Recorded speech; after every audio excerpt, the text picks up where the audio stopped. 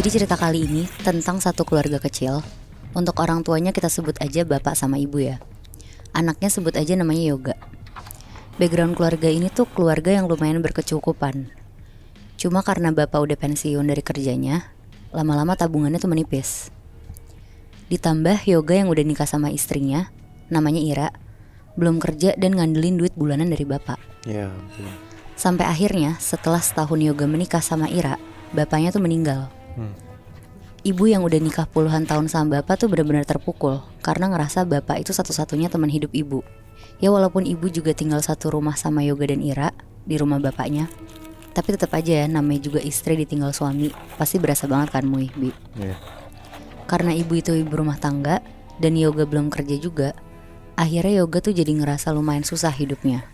Sisa tabungan bapak juga benar-benar tinggal sedikit buat makan sehari-hari. Selama masa duka, Yoga tuh selalu minta duit ke ibu. Ibu yang sering dimintain tuh lama-lama ngomong ke Yoga, "Nak, kamu mulai cari kerja, gak bisa ngandelin duit sisa tabungan bapak terus. Sudah mau habis, nak." Ngedenger itu Yoga tuh cuma iya aja, tapi tetap gak nyari kerja. Sampai akhirnya beberapa bulan kemudian, ibu mulai gerah lah sama sikapnya si Yoga ini. Karena cuma sehari-hari tuh di rumah, males-malesan. Akhirnya ibu mulai nyindir-nyindir Yoga sama Ira. Kalau ibu lewat terus mereka lagi nonton TV, ibu kayak nyindir, "Kerja orang mah hari gini di rumah doang." Ira tuh kaget di situ, karena ibu tuh tipe orang yang halus, baik banget. Pokoknya selama Ira nikah sama Yoga. Tapi sekarang tuh ibu jadi berubah banget. Ya saking kesel ngeliat anaknya gak kerja-kerja kali ya. Iya bener Moy. Dan sindiran-sindiran itu tuh terjadi setiap hari Moy, Bi. Sampai Ira tuh suka nangis ke Yoga.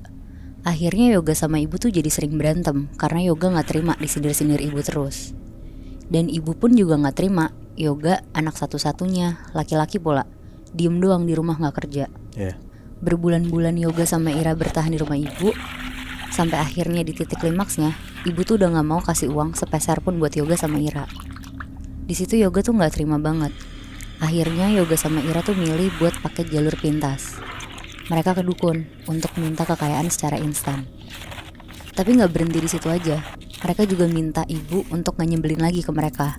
Mereka minta kalau bisa ibu tuh diganggu aja sama dalam tanda kutip jin kiriman dari dukun itu. Oh, kurang ajar ya. Beberapa hari kemudian setelah pulang dari dukun itu, Yoga sama Ira tuh jadi sering keluar rumah. Bukan karena kerja Moy, Bi, tapi shopping. Bener-bener setiap hari ada aja yang dibeli sama mereka berdua. Nah ngelihat itu, ibu yang ngerasa gak pernah ngasih duit ke mereka lagi tuh curiga sama mereka. Ditanyalah sama ibu, "Kamu kerja apa sekarang Yoga?" Tapi Yoga malah ketus ke ibu. Udah bukan urusan ibu, yang penting Yoga gak pernah minta duit ke ibu lagi. Ngedenger itu ibunya marah banget kan. Karena ibu tuh ngerasa semenjak gak ada bapak, sikapnya Yoga tuh jadi kurang ajar sama ibu. Malamnya sekitar jam 7, ibu sholat lah, nangis-nangis. Dia tuh sedih karena Yoga berubah. Soalnya dari awal maksud ibu kan baik ya, kayak pengen anaknya kerja biar bisa ngehidupin keluarganya. Tapi malah jadi kayak gini Yoganya. Selesai sholat, ibu tuh nyoba buat tidur.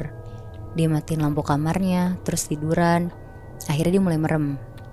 Pas udah ketiduran, ibu kan tidurnya posisinya terlentang. Nah terus dia tuh ngerasa kayak ada kuku orang yang jalan di lengannya dia gitu loh Muy, Bi. Jadi kayak nyakar tapi nggak yang sampai berdarah gitu. Iya benar. Dan itu pelan banget. Terus karena ibu bingung, dia nyoba buka mata sedikit. Terus ngelirik lah ke kanan. Ternyata ada sosok gede banget, warnanya hitam, lagi gesek-gesekin kukunya yang panjang banget ke lengannya ibu. Di situ ibu kaget banget dan langsung merem. Terus balik badan ngebelakangin si sosok itu. Akhirnya dia ngumpet lah di balik selimut. Kira-kira udah sejam ditunggu sama ibu, udah gak ada tanda-tanda dari sosok itu. Akhirnya ibu tuh nyoba merem lagi, karena dia udah ngerasa tenang. Tapi tiba-tiba ibu tuh denger kayak ada suara dari jendela kamarnya. Suaranya tuh kedengerannya kayak ranting pohon yang kena ke jendela gitu Moy, Bi. Karena posisinya pas banget di hari itu tuh lagi hujan deras dan anginnya tuh juga kenceng. Akhirnya ibu mau ngecek lah, dia jalan, nyalain lampu kamarnya. Dia tuh mau ngecek ke sumber suara itu karena takutnya jendela ibu tuh belum ketutup benar, jadi takut air juga masuk. Terus akhirnya ibu bukalah hordengnya. Dia buka hordengnya pelan-pelan ke arah kanan. Pas udah kebuka, ibu kaget banget ada sosok hitam gede yang tadi Lagi gesek-gesekin kukunya yang panjang banget ke jendela kamar ibu. Set, tatap-tatapan berarti tuh. Tatap-tatapan Moy. Wow. Gue merinding banget lagi. Akhirnya ibu langsung nutup hordengnya lah kenceng sambil teriak astagfirullah. Ibu langsung lari ke kamar Yoga sama Ira di situ. Tapi mereka ternyata nggak ada di rumah. Akhirnya ibu duduklah di meja makan sambil megang tasbih. Ibu zikir-zikir lah di situ. Di malam itu juga petirnya tuh gede-gede banget Moy, Bi. Sampai akhirnya tiba-tiba lampu rumah tuh mati semuanya. Ibu merinding terus dia takut banget. Dia langsung bacalah surat-surat pendek sambil berusaha nyari lilin di sekitar rumahnya. Pas ketemu lilinnya, ibu nyalain. Ibu duduk di meja makan sambil berdoa dan cuma pakai penerangan dari satu lilin yang dia punya itu. Ibu gak berhenti zikir sama istighfar. Pas ibu lagi istighfar, astagfirullahalazim berkali-kali, tiba-tiba dari arah belakang tuh ada suara perempuan. Astagfirullah, astagfirullah, astagfirullah. Di situ ibu takut banget, tapi ibu tuh merem dan ngencengin doa-doanya dia. Berarti setannya gak cuma satu dong? Iya bener Moy. Sampai akhirnya sejam kemudian ya, Yoga sama Ira tuh pulang. Pas mereka berdua pulang, lampu rumah tuh langsung nyala semua.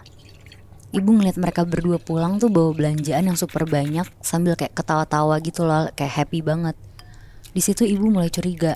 Ibu langsung masuk kamar dan itu tidur. Besok paginya, ibu nelfon lah temennya yang kebetulan punya kelebihan kayak bisa ngeliat sesuatu gitu. Tapi bukan dukun atau orang pinter yang buka jasa gitu Moy, Bi. Dia jelasin lah kalau dia tuh dapat gangguan dari makhluk halus semalaman. Dan temennya ini tuh bilang ke ibu kalau sebenarnya semua sosok yang datang ke ibu adalah sosok kiriman dari anaknya sendiri. Ya. Ibu dengar itu tuh kaget banget sekaligus gak percaya. Tapi pas didengar lagi, semuanya tuh jadi masuk akal. Karena temennya tuh juga bilang kalau anaknya itu tuh minta bantuan dukun untuk bisa jadi kaya. Akhirnya setelah selesai teleponan, ibu tuh nutup teleponnya. Ibu langsung nyamperin Yoga di kamarnya. Ibu marah-marah sambil nangis dan bilang kalau dia tuh sebenarnya kecewa banget sama Yoga. Soalnya Yoga tuh jadi musyrik gitu kan, cuma karena mau dapetin uang secara cepat. Dan ibu juga marah banget karena ibu tahu kalau Yoga tuh ngirimin ibu sosok-sosok makhluk buat gangguin ibu. Ibu sampai bawa bapak juga pas lagi marah-marah ke Yoga. Ibu bilang kalau bapak tahu ini semua, kamu pasti diusir dari rumah ini. Karena ibu sakit hati banget sama kelakuan Yoga, akhirnya dengan berat hati ibu tuh ngusir Yoga sama Ira dari rumah bapak. Dan ibu juga gak diem aja. Ibu minta tolong temennya yang punya kelebihan ini buat bantu ngelindungin ibu. Ibu juga ketemu beberapa ustadz buat minta didoain rumahnya biar gak ada sosok-sosok yang bisa masuk rumahnya lagi. Pokoknya ibu tuh sekarang udah gak peduli lagi sama keberadaan Yoga sama Ira. Karena ibu tuh ingat pesan terakhir dari bapak. Yang ternyata Bi, sebelum bapak meninggal, bapak tuh nitip pesan sama ibu. Kalau Yoga masih malas untuk cari kerja, ibu harus usir Yoga dari rumah biar Yoga bisa dengan sendirinya ngehadepin dunia nyata dan gak ketergantungan sama mereka lagi. Jadi ya tindakan ibu tuh bisa dibilang juga secara gak langsung pesan dari almarhum bapak yang pengen anaknya mandiri secara finansial. Wow, berarti seorang istri kehilangan bapaknya, kehilangan suaminya sampai efeknya jadi anaknya musyrik dan nyerang ibu sendiri tuh menurut gue chaos banget sih Nat. Cuman karena uang kan dia kayak gitu. Iya, cuma karena uang dan karena kemalasan anaknya itu sendiri Moy. Iya. Ya yang gue bingung sampai istrinya aja mau ngebantuin suaminya buat nyelakain ibu sendiri itu lebih. Iya itu loh. Untungnya ibunya ya taat agama ya, jadi ada yang ngelindungin dan punya teman yang bisa untuk membantu dia sih. Itu menurut gue cukup jadi solusi yang baik gitu loh. Iya, gue setuju banget sih Moy, Bi. Tapi sekarang kalau lo tahu keadaan Yoga gimana tuh Nat? Nah, gue kurang tahu juga sih Bi, karena yang terakhir gue tahu juga si Yoga tuh diusir dari rumah kan, dan ibu jadi tinggalnya sendiri. Mungkin dia masih dengan dukunnya itu loh, dengan mendapatkan kekayaan secara instan, karena kan udah males juga gak sih? Ya kemungkinan besar gitu sih ya.